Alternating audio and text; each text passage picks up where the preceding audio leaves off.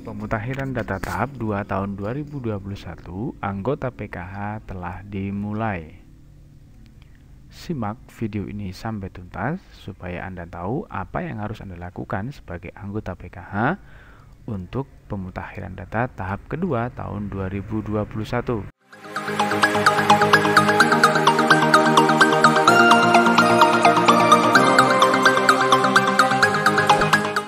Jangan lupa subscribe dan klik tombol lonceng supaya Anda semua selalu mendapatkan informasi terupdate dari KPM TV.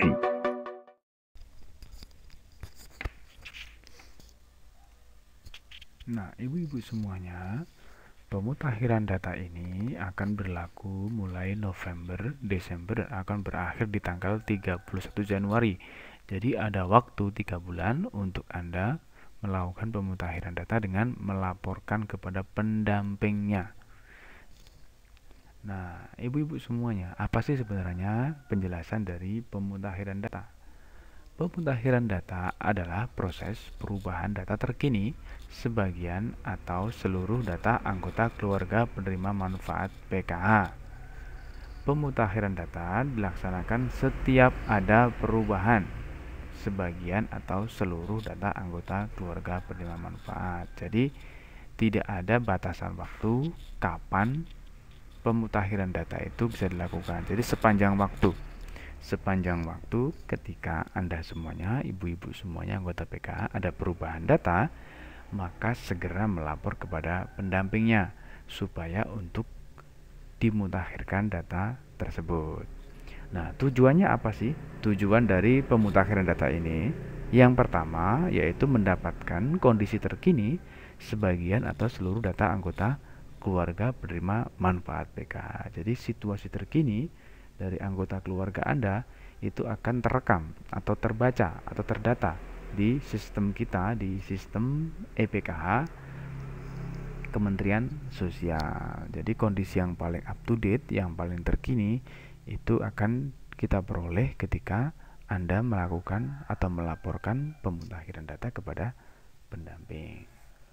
Yang kedua, memastikan dilaksanakannya pemutakhiran setiap ada perubahan sebagian atau seluruh data anggota keluarga penerima manfaat. Jadi tujuannya mendapatkan kondisi terkini dari situasi keluarga Anda dan juga memastikan bahwa keluarga Anda datanya benar-benar sesuai dengan fakta yang sekarang ada di lapangan.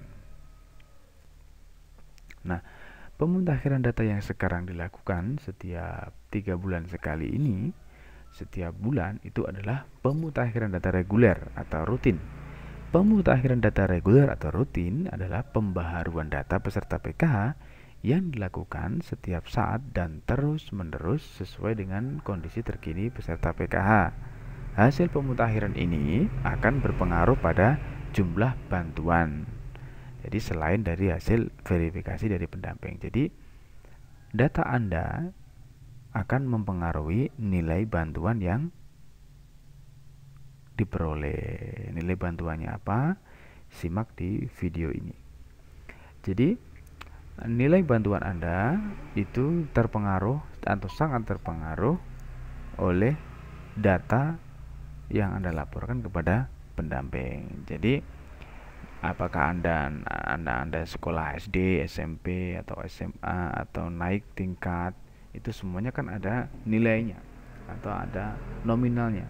Jika misalnya anak Anda itu SD terus naik tingkat ke SMP pada tahun ini tapi Anda tidak melaporkan kepada pendamping bahwa anak Anda naik SMP, maka nilai bantuan Anda akan tetap ada di nominal yang SD tadi. Jadi pemutakhiran data ini sangat penting dan Anda semuanya harus proaktif untuk melaporkan apabila pendamping belum mengetahuinya.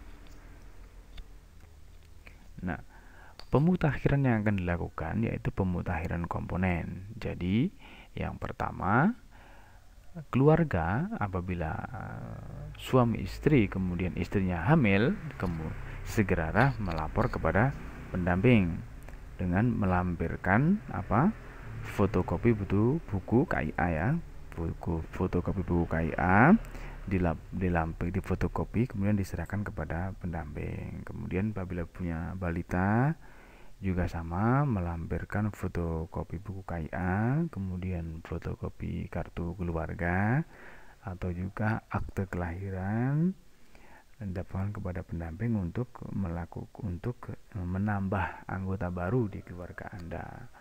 Nah, apabila naik tingkat ke SD yang bulan kemarin belum dilaporkan, silakan bulan ini dilaporkan.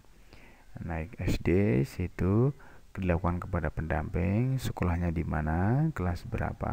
Jadi Anda harus juga melampirkan bila perlu surat keterangan sekolah. Jadi sekolah yang ditempati oleh anak Anda silakan dilampirkan kemudian dilaporkan kepada pendamping. Begitupun dari yang awalnya SD naik tingkat ke SMP, atau juga naik dari SMP naik tingkat ke SMA, itu juga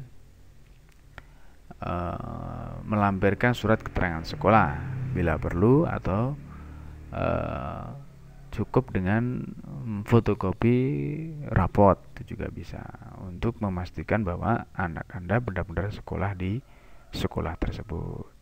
Apabila lansia, itu cukup dengan melampirkan fotokopi kartu keluarga. Tolong diingat-ingat bahwa lansia itu minimal untuk usianya 70 tahun. Jadi paling rendah usianya 70 tahun. Jika belum 70 tahun, itu tidak bisa dimasukkan dalam komponen lansia. Dan juga ada tambahan di tahun ini, yaitu tuberkulosis bagi keluarga yang anggota rumah tangganya penderita TBC juga bisa menambahkan komponennya. Jadi silakan surat keterangan dari dokter dilampirkan beserta kartu keluarga, diserahkan kepada pendamping untuk memasukkan anggota rumah tangganya sebagai penderita tuberkulosis.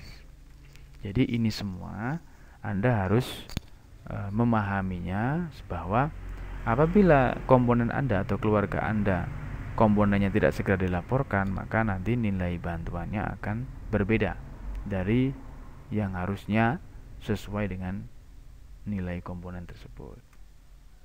Nah, yang berikutnya juga komplementaritas ya. Jadi apabila Anda di keluarga Anda, anak Anda menerima KIP, ya, Kartu Indonesia Pintar, itu menerima juga KIS, Kartu Indonesia Sehat, menerima BPNT, ya, beras, bantuan beras yang setiap bulan cair itu, kemudian subsidi gas dan juga subsidi listrik, itu juga harus dilaporkan kepada pendamping. Jadi nomornya,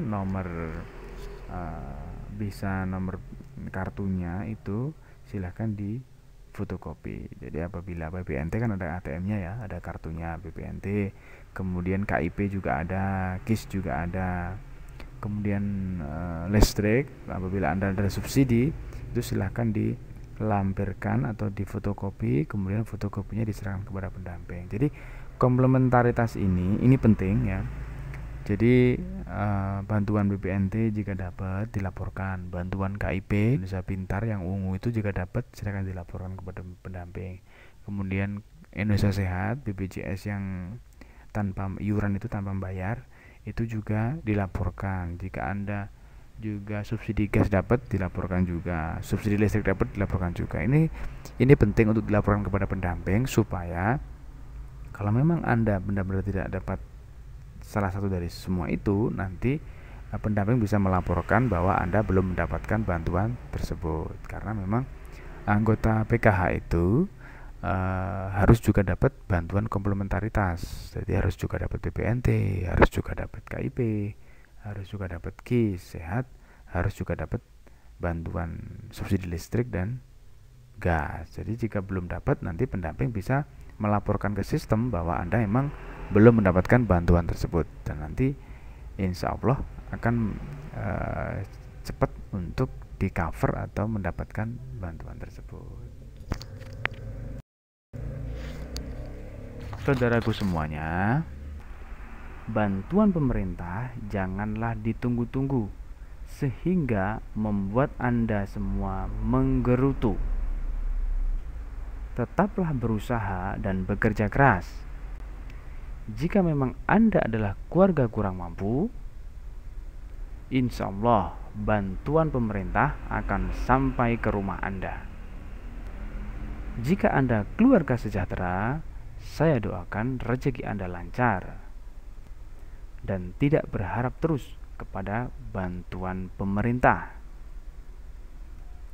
Demikian dari saya. Assalamualaikum warahmatullahi wabarakatuh.